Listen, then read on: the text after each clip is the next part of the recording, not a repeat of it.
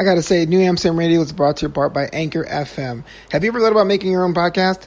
You see, when I was trying to get this podcast off the ground, I had a lot of questions. How do I record an episode? How do I get my show into all the apps people like to listen? How do I make money from my podcast? And most importantly, I don't want to deal with cables and wires and all those things. You see, the answer to every single one of these questions is pretty simple.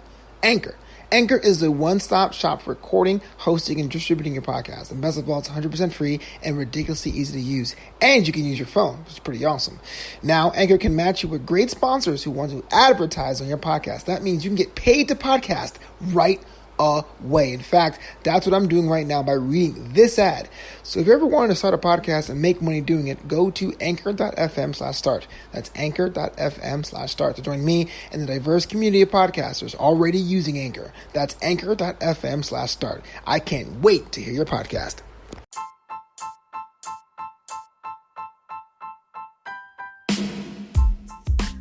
From the streets to the skyscrapers, you are locked on to New Amsterdam and New Amsterdam Radio. Hello everyone, my name is Flobo Boyce. As always, I am the captain of the ship, and we're talking about the world around us and how we can contextualize that, and morph that, and apply it to our own creative endeavors. This is why I thank you. Every time we do this, I have to thank you guys, because I'm just seeing the growth of the show and how it's changing and how it's morphing and how more people are getting involved with the podcast. And I want to thank you right down deep in the bottom of the cockles of my heart for doing it, sharing the show, subscribing, all that stuff. And you can too, newamsterdam.com. That's KNEW, Amsterdam.com. It's the archive. All the episodes are there. But if you are, say, an iTunes person or a Spotify person or a Spreaker person or a YouTube person, the podcast is available there too. Also, this summer has been interesting how I was able to sit down with some of my friends, my colleagues, people I admire, and just to pick their brains about how they approach their craft and how they're building it. Don't worry, we have a lot more guests coming down the pipe, but I just want to slow it down a bit.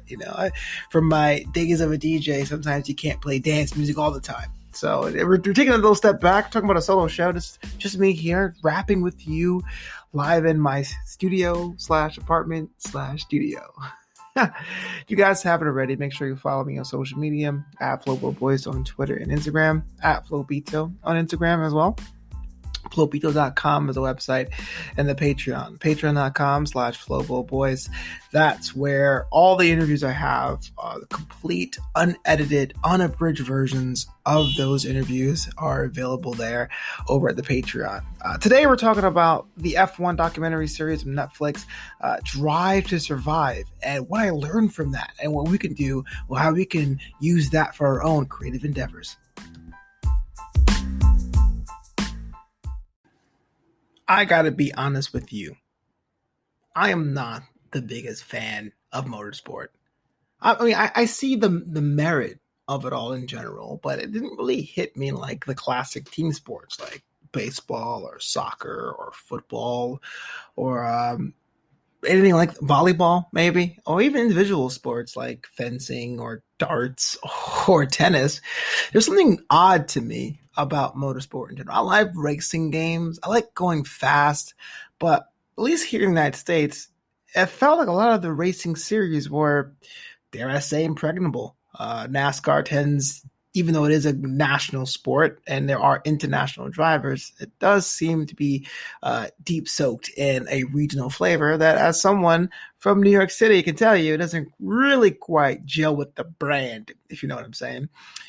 Formula One was kind of in that boat for a whole different reason. In fact, I had a friend of mine when we were in college who'd be really, really into it. I would watch him watch the shows, and by then you had to get up at like God knows how early in the morning, 2, 3, 5 a.m. sometimes, because these races are all over the world.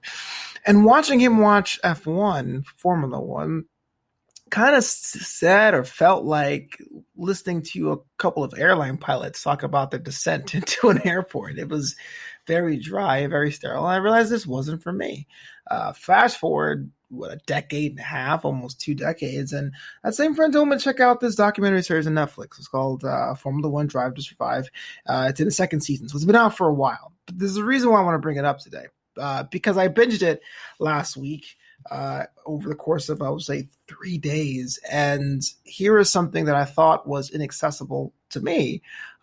Again, demographics, not trying to say anything here or there, but I currently am in my mid 30s. I'm from a metropolitan city. I live in one currently. I'm what they call African American, even though I don't quite agree with that term. And I am a single male, never married. And I just thought that, oh my gosh, this documentary series kind of spoke to me the way the actual presentation of the sport did not. Watching the rise of the teams, like which teams are popular now, which teams used to be popular but are falling down the ranks, how drivers are competing against each other, but they also have a teammate. But that's like your main rival because you guys are on the same team and have the same car, so you can't blame a bad race if your teammate's killing it. How there is money involved, how some teams have limited budgets and some have more budgets, and they really took a concept because if you think about it, with 10 teams on the main circuit and 2 drivers per team, 20 drivers. You pretty much become familiar with the same 20 guys every week. I do mean guys. I don't think there's any women on the major circuit. But the documentary series takes the time to really draw out storylines between introducing different kind of drivers to a viewing public. I had my own misconceptions of what a Formula driver looks like. There is that there. I'm not going to take spoiler alert, but there are different types of people that drive these cars from different nations and what they rep. Younger kids, older guys. I was just kind of floored about how the show took a concerted effort to make this more accessible. And the accessibility really is important. I feel like the sport is there. It has a set of prestige to it. You really can't make it more prestigious. A sport can run the risk of being less prestigious. So if you are an investor, in this case, Liberty Media, SiriusXM's radio's parent, they own this sporting organization. The only thing you really do is grow the game. And it's not quite like soccer where a bunch of kids can get a ball and play between 2 trash cans and get a decent experience simulation of what that sport is. I mean, this is one that requires money, requires resources, requires a dedication, a commitment to even become a racing individual way back when you're a kid. A lot of these individuals who drive Formula One now have been racing for 10, 15, 20 years. If you add all the different kinds of go-karts and open wheel car racing things they do. To see that, the growth of that sport, trying to find different pockets, new fans that wouldn't have necessarily been interested in getting up at 3:00 in the morning to watch these high-powered cars brake and turn left and fight it out on asphalt. But after that, after the dramatization of this Netflix series, I said, oh my goodness, I want to check out a race. That's me personally. I know it's very anecdotal. Sometimes you have to say, if you're willing to sit through a documentary series that consists of 10 half-hour episodes over 2 seasons, that you're kind of already are committed. But I realized me as an individual, someone who's outside of the fan base, wanted to be inside the fan base. And I thought to myself, what can we learn as creators? What can we learn as people with ideations, people with perspective, with backgrounds, who work on stuff, who work on craft? What can we learn from this approach? Welcome back. Now, a typical listener to the Amsterdam radio tends to be the beginning of the creative journey. Maybe they may have an idea for that great American novel or that painting. They wanted some bit of oomph, some bit of encouragement to do so. Or more typically, and they may have some idea already created, but the idea is how do you push to the next level, how to build your brand. And there are some brand building episodes in the archives. But Formula One, and what I want to bring this up in this episode, has a unique problem of having a brand that's already established, trying to reinvigorate the brand and to show it to a brand new demographic without diluting that same brand. And that may be a problem that a lot more of our intermediate listeners may be dealing with. Let's say you have a web store selling your shirts and people are asking you what's next. How do you expand your line by keeping true to the core values of what it stands for? How do you get new people that weren't even interested in your brand interested in your new product? How do you maintain all that? How do you scale without the perception of quality dipping? Of course, besides the whole law of diminishing returns, and that comes into audience or customer perception. You see, what I thought was interesting about Formula One as an organization is that there are some slight rule changes, especially this season before the pandemic, but ultimately it's the presentation of the events themselves. A fictionalized or dramatized documentary will get casual fans more involved because now these aren't just nameless and faceless drivers. These are personalities to root for. Once you have someone to root for, it makes watching a little bit easier. I don't know who that person is, but I'm with it. And if you're a creator that draws or writes, having a likable character is very analogous to that. If you have a likable character, people can latch on and be willing to open up your world when you write to a spin-off. Or if you are a fashion designer and people like a certain line, oh, I love this color palette you use, about extract that same color palette into a brand new expression or season work. Once you get people on on-ramp, no pun intended, because it's about automotive stuff. But once you get people an on-ramp to what your brand is, it can only pay off dividends to you. When people understand that you may have a high concept, you may be on a performance, one man or one woman, one person show that people won't get, but you can express to them, hey, look, if you've seen this movie or if you watch this documentary, you may understand this more. Or if I can clip out this soundtrack to show you the look and feel of my new stage play, that might make things just a little bit easier to wrap people's heads around what you're trying to convey. A lot of times, I think a lot of our creatives have been there. You're so far ahead in the creative process, things that you think are just, easy, night and day, small steps might be giant quantum leaps for people. Another anecdotal example. A couple of years ago, you can still buy this if you want to on Amazon.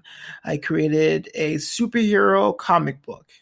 For those of you who are in the comic book industry, you'll know that superhero books are traditionally the worst selling kind of books out there. When it comes down to the audience, no matter how small it is, people like their guys and gals, they stick with them, and new heroes hardly break through. For every Deadpool or Harley Quinn that came out in the last 30 years, people just know things from back in the 60s or 70s or 30s in Superman's case. So I wrote this comic book, and I remember being at this table at this Comic-Con. I bought the table, rented the table space, and I was going to sign autographs, and people would pick up the book, thumb through it, and put it down. That's what people do. And I got every other reference under the sun. See, my original character, Silver Streak, was hard to wrap their heads around, but they kept saying, oh, it's Iron Man. Put it down. Oh, it's Spider-Man. And they put it down. For the record, I think none of those. I think it draws more inspiration to Mr. Terrific, but that's neither here nor there. So if you have an audience that's always going to try to compare what you create to something else, give them something to compare it to. In Drive to Survive, if I'm trying to explain all the different cars and teams and relationships to teams, there really wasn't anything to compare that to. Formula One is unique in that way. And so what they did was they created a platform, that documentary series, to say, this is how our culture is. This is the on-ramp. We built it to you. If you truly believe what you're presenting is 100 and 1,000% unique, I know cynical people say, bah humbug, everything is a remix. But if you really believe that's unique, there's going to be a difficulty selling your product, pitching your product, showing your product or service to somebody else. So make your own platform. Make your own documentary series in that case. Make your own inspirational video of how you came up with the concept, how you went from what you created before into what you're doing now. Make yourself the favor of taking that break and saying, I'm not going to create any more of my ideas. I'm going to work on creating supplemental content to reinforce why I'm creating that idea. And like I have been obsessively looking at Formula One teams and racing comms and text overlaid videos, including what the drivers are talking about in this race, I'm sure that could be the building blocks to your community around your product. So now it kind of heads back to you. People are not just buying a t-shirt. They're buying into what you are providing. They're buying into your brand. People are not just listening to your podcast. They want to see you win. They want to see you achieve.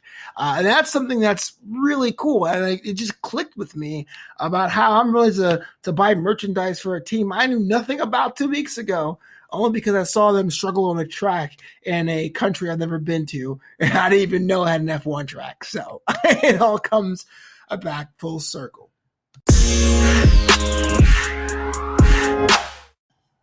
That's going to do it for this edition of New Amsterdam Radio. Do yourself a favor and check out all the other episodes of this show wherever you stream. We're talking iTunes. We're talking Spotify. I'm a Spotify guy. That's why I push it. I know a lot of my friends and family are like, oh, I don't do Spotify. I got my own thing. Hey, it's fine. New Amsterdam Radio is all over there. NewAmsterdam.com. It has the links also to check out all the other episodes. And make sure you follow the show on Twitter at @new_Amsterdam or the at New Amsterdam on Instagram. And once again, I'm Flobo Boyce. You can follow me on Twitter at Flobo Boyce, Instagram at Flobo Boyce, or at Flobito and Flobito.com. The Patreon has all the unabridged interviews from past episodes, the archives, if you will, and that's at patreon.com/Flobo Boyce. I'll be back next week with more fun, more critical thinking, more thought experiments, and more ways we can recontextualize what's going on in the world around us to apply it to our creative projects. Woohoo! This is New Amsterdam Radio, and of course, as always, the city is yours.